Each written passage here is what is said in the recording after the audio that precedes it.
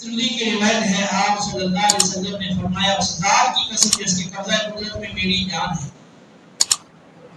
کسی آدمی کے دل میں ایمان داخل نہیں ہو سکتا جب تک اے میرے اہل بیت اطہار تم سے اللہ اور اس کے رسول کی رضا کی خاطر محبت نہ کرے۔ اور ترمذی کی روایت ہے، نبی کریم علیہ السلام تسلیم نے فرمایا کہ اللہ تعالیٰ تمہیں اپنی نعمتوں سے پالتا ہے، اس لیے اللہ سے محبت کرو اور اللہ کی محبت کی وجہ سے مجھ سے محبت کرو اور میری محبت کی خاطر میرے اہل بیت اطہار سے محبت کرو۔ مسند احمد میں روایت ہے، حضرت ابو ذر غفاری رضی اللہ تعالی عنہ نے خانہ کعبہ کے دروازے کو پکڑ کر کہا، میں نے رسول اللہ صلی اللہ علیہ وسلم کو فرماتے ہوئے سنا کہ میرے اہل بیت اطہار کی مثال تمہارے اندر کشتی نوح کی مانند ہے، جو اس میں سوار ہو گیا نجات پا گیا، جو پیچھے رہ گیا وہ ہلاک ہو گیا۔ نبی کریم علیہ السلام نے ترمذی کی روایت کے مطابق جابر رضی اللہ عنہ راوی ہیں، حجۃ الوداع کے موقع پر مقام عرفات میں اپنی قصویٰ نامی اونٹنی پر سوار ہو کر جو تاریخی خطبہ ارشاد فرمایا تھا، اس خطبے میں اور پھر جب آپ حجۃ الوداع سے واپس لوٹے تو راستے کے اندر خم نامی تالاب کے پاس بھی آپ نے خطبہ ارشاد فرمایا۔ صحیح مسلم کی روایت میں ہے کہ ارقم رضی اللہ تعالیٰ عنہ سے مروی ہے، آپ نے ان دونوں خطبوں میں فرمایا کہ میں تمہارے مابین دو چیزیں بڑی عظیم اور بھاری چھوڑ کر جانے والا ہوں، جب تک انہیں مضبوطی سے تھامے رکھو گے تم گمراہ نہیں ہوگے۔ ان میں ایک اللہ کی کتاب ہے اور دوسری چیز میری فطرت، میری اولاد، میرے اہل بیت اطہار ہے۔ اہل بیت اطہار علیہ رضوان بہت ساری خوبیوں، بہت سارے فضائل و محاسن کے حامل ہیں اور ان کی محبت ایمان کا جزو ہے۔ پھر آخر کیا وجہ تھی کہ امام حسین رضی اللہ تعالی عنہ کو شہید کرنے والے لوگ وہ کلمہ اسلام پڑھتے تھے اور اسلام کے دعوے دار تھے، انہوں نے آپ رضی اللہ تعالی عنہ کو خطوط لکھے اور ہر طرح سے حمایت اور نصرت کا اور امداد کا یقین دلایا اور جان نثاری کا یقین دلایا، لیکن وقت آنے پر نہ صرف وہ اپنے باتوں سے پھر گئے بلکہ میدان کربلا میں وہی لوگ آپ کے مقابل آئے۔ تفسیر تاریخ طبری بڑی معتبر کتاب ہے۔ امام حسین رضی اللہ تعالیٰ عنہ نے کربلا کے میدان میں مختلف واقعے پر دو مختصر خطبے ارشاد فرمائے، ان میں بھی اس بات کی تصریح موجود ہے کہ آپ نے انہیں مخاطب کر کے کہا کہ تم لوگوں نے ہمیں خطوط لکھ کر بلوایا اور ہر طرح کی نصرت اور حمایت کا یقین دلایا، اور جب ہم آ گئے ہیں اب تم خود ہی ہمارے اوپر حملہ کرنے کے لیے چڑھ دوڑے ہو اور تم نے ہمیں قتل کیا ہے۔ تو یہ سوچنے کا مقام ہے کہ وہ کلمہ پڑھتے تھے، وہ مسلمان تھے اور آپ کی عقیدت میں ہی انہوں نے آپ کو خطوط لکھے تھے۔ پھر آخر کیا وجہ تھی کہ یہ قرآن کی آیتیں ان کے سامنے تھیں، احادیث ان کے سامنے تھی اور وہ ان کی شان عظمت سے بخوبی آگاہ اور واقف تھے۔ انہیں معلوم تھا یہ جنتی نوجوانوں کے سردار ہیں، نبی کریم علیہ السلام ان سے والہانہ پیار کرتے تھے، ان کی محبت ایمان کا جزو ہے اور جب تک ان سے محبت نہ ہو ایمان دل میں داخل نہیں ہو سکتا، یہ ساری چیزیں انہیں معلوم تھی۔ پھر انہوں نے بے وفائی کیوں کی اور آپ کے خلاف وہ جنگ کے لیے کیوں اتر آئے؟ اصل میں دنیا کی محبت اور دوسری دین کی راہ میں آزمائش. یہ دو چیزیں انسان کو بے وفائی کی طرف، بے عملی کی طرف اور غداری کی طرف لے جاتی ہے. دین کی راہ میں آزمائش آئی تو اپنی سہولت کے لیے، اپنی آسانی کے لیے دین سے پیچھے ہٹ گئے، یا پھر دنیاوی مال و دولت کی چمک دھمک نظر آئی تو پھر دین سے منہ موڑ کے دین کی خلاف ورزی کر کے اس دنیا کے پیچھے پڑ گئے. ابن زیاد کی ایک تو دھمکی تھی، اس سے ڈر گئے، اور دوسرا اس کی طرف سے انعامات کا لالچ تھا. تو آزمائش کا ڈر اور دنیا کی ہوس اور ہرس نے انہیں بالکل آخرت کے بھیانک انجام سے اندھا کر دیا. آپ کیا سمجھتے ہیں کہ اگر آج امام حسین رضی اللہ تعالیٰ عنہ تشریف لے آئے تو کیا یہ سارے مسلمان ان کی حمایت کے لیے کھڑے ہو جائیں گے؟ دیکھیں سیدنا امام حسین رضی اللہ تعالیٰ عنہ کی فکر کیا تھی، سوچ کیا تھی، ان کا نسب العین کیا تھا، اور انہوں نے پوری زندگی کس کام کے لیے وقف کر رکھی تھی. دین کی خاطر، دین کی سربلندی کے لیے، دین کی ترویج، دین کی اشاعت کے لیے، لوگوں کو دین کی طرف لانے کے لیے، ہدایت کی طرف لانے کے لیے انہوں نے اپنی زندگی وقف کر رکھی تھی. ان کی یہ سوچ تھی، یہ فکر تھی، اور پوری زندگی اسی فکر میں ان کی گزری کہ کسی طرح سے یہ دین سربلند ہو جائے اور لوگ ہدایت کی طرف آئے. اور امام حسین رضی اللہ تعالیٰ عنہ کے علاوہ جتنے بھی اہل بیت اطہار کے افراد ہیں، جتنے صحابہ علیہم رضوان ہیں، خود رسول اللہ صلی اللہ علیہ وسلم کی ذات اقدس آپ کی زندگی کس کام میں گزری؟ قل ان صلاتي ونسكي ومحياي ومماتي لله رب العالمين. اے حبیبی ان لوگوں کو بتا دو، انہیں آگاہ کر دو، بے شک میری نماز، میری قربانی اور میری زندگی اور میرا وصال یہ سب اللہ کی رضا کی خاطر ہے. میری ساری عبادات اللہ کی خاطر ہے. میری زندگی کے سارے اعمال اور زندگی کی ساری حرکات، ایکٹیویٹیز یہ اللہ کی خاطر ہیں، اور میرا وصال اور میری موت وہ بھی اللہ کی خاطر ہے. ان تمام پاکیزہ ہستیوں کی زندگی کا سب سے بڑا مقصد وہ دین کی سربلندی، دین کی ترویج، اشاعت، لوگوں کو ہدایت کی طرف لانا، قرآن و سنت کے احکام پر چلانا، اس کا عامل بنانا، یہ ان کی زندگی کا مقصد ہے. اور اس عظیم مقصد کے لیے ان تمام حضرات نے، خود رسول اللہ صلی اللہ علیہ وسلم، صحابہ علیہم رضوان، اہل بیت اطہار علیہم رضوان، پھر بعد میں ان کے نقش قدم پر چلنے والے سچے اولیاء کرام، ان سب نے اس عظیم مقصد کی خاطر اپنے وطن چھوڑے ہیں، ہر طرح کی اذیتیں، تکلیفیں برداشت کی ہیں، بھوکے اور پیاسے کاٹی ہیں، اور اس عظیم مقصد کی خاطر اپنی جانوں کے نذرانے پیش کیے ہیں، اپنی اولادوں کے نذرانے پیش کیے ہیں. انہوں نے اس عظیم مقصد کو پانے کے لیے، اس عظیم مقصد کو پایا تکمیل تک پہنچانے کے لیے کسی لمحہ کسی قسم کی قربانی سے دریغ نہیں تھی.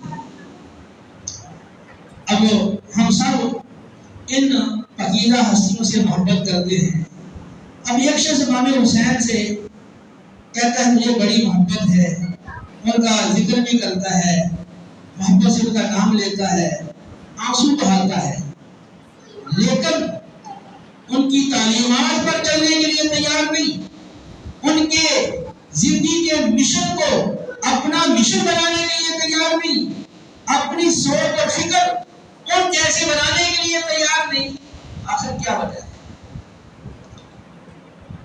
کیونکہ وہ حضرات جو اسی وقت ہم سے صحیح معنوں کے اندر راضی اور خوش ہوں گے کہ تعلیمات پر چلیں، ان کے نقش قدم پر چلیں۔ اب یہاں کون سی چیز رکاوٹ ہے؟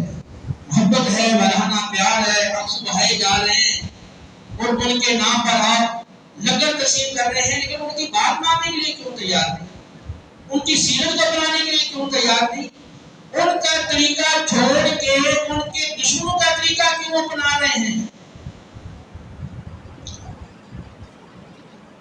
اس وقت آپ اپنے معاشرے میں نظر ڈالیں، پاکستان میں اور پھر پوری دنیا کے اندر مسلمان معاشرے میں دیکھیں کتنی برائیاں ہیں،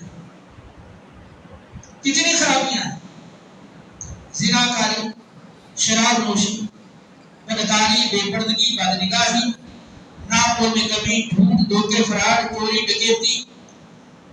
کون سا ایسا گناہ ہے، رشوت، سود وغیرہ جو ہمارے معاشرے میں نہ ہو؟ اور دین سے تو بالکل بے پرواہی ہے۔ اب ایمان سے بتائیں، ایک طرف قرآن و سنت کی تعلیمات ہیں، یہ قرآن و سنت ہے ایک طرف، اور ایک طرف اہل بیت اطہار اور صحابہ علیہ رضوان اور سچے اولیاء کرام، ان کی سیرت کے دار، ان کی تعلیمات یہ ایک طرف ہے، اور دوسری طرف ہمارے دنیاوی علوم ہیں، physics, chemistry, bio, computer science اور دیگر۔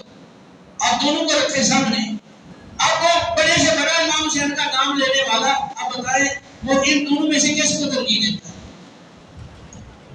کہ دنیاوی علوم و فنون کو زیادہ ترجیح دیتا ہے یا قرآن و سنت کو، اہل بیت اطہار کی تعلیمات کو زیادہ ترجیح دیتا ہے؟ کیا وجہ ہے؟ ادھر دنیا ہے، دنیا کی چمک دمک نظر آتی ہے، خواہشات کی تکمیل، لذتیں، مزے، آسائشیں، سہولتیں وہ مجبور کر دیتی ہیں۔ حالانکہ سب کچھ پتہ ہے، دنیا عارضی۔ پہلے لوگ وہ بڑے بڑے محلات بنا کر ساتھ نہیں لے گئے، آج دربار محل دیکھ لیں، نور محل دیکھ لیں، شیش محل دیکھ لیں، پیرا ڈرائیور دیکھ لیں، دیگر کی جائیداد دیکھ لیں، وہ ہمیں کیا دس دے رہے ہیں؟